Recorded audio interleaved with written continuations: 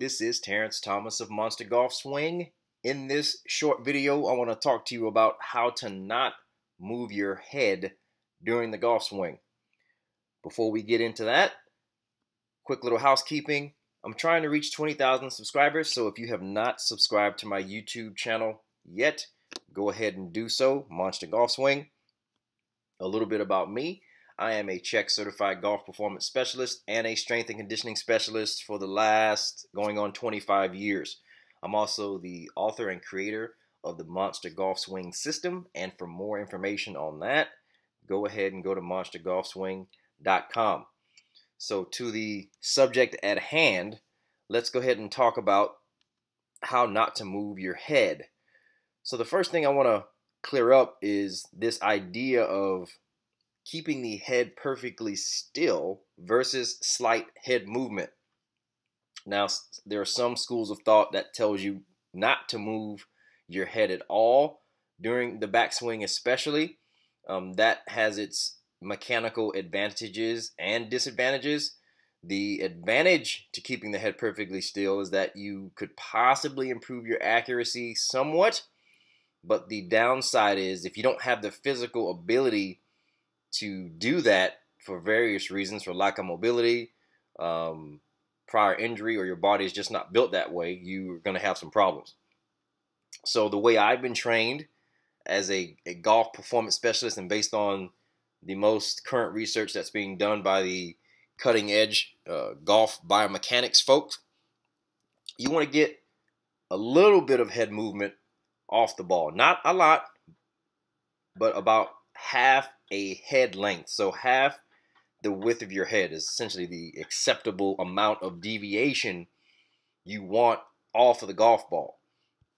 Now, to take it a step further, the reason why you only want a half a head width is because that is about the amount of movement that it takes the head to stay in coordination with the hips.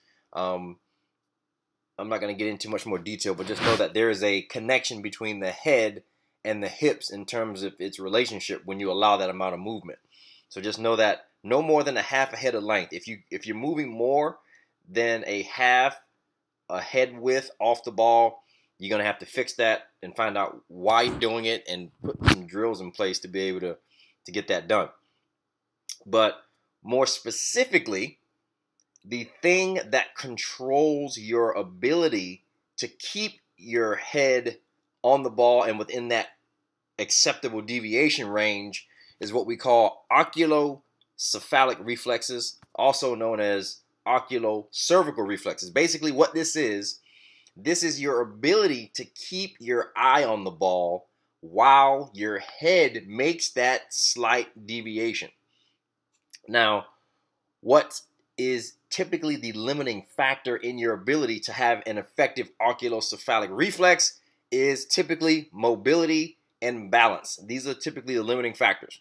If you have any restrictions in your cervical spine or your neck, if your posture is out of alignment, or if it's off enough to cause disruptions in your ability to rotate or make an effective turn, it's going to screw this whole mechanism up.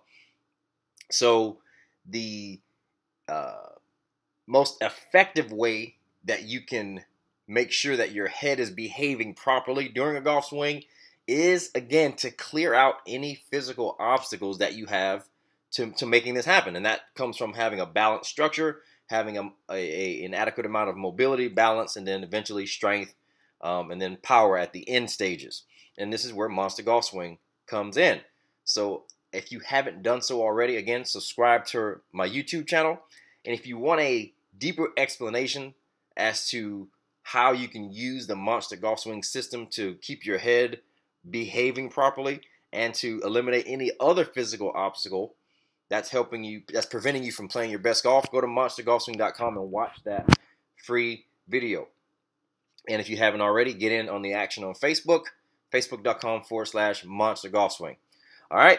That's all I got. You know where to find me if you need any more help. Take care.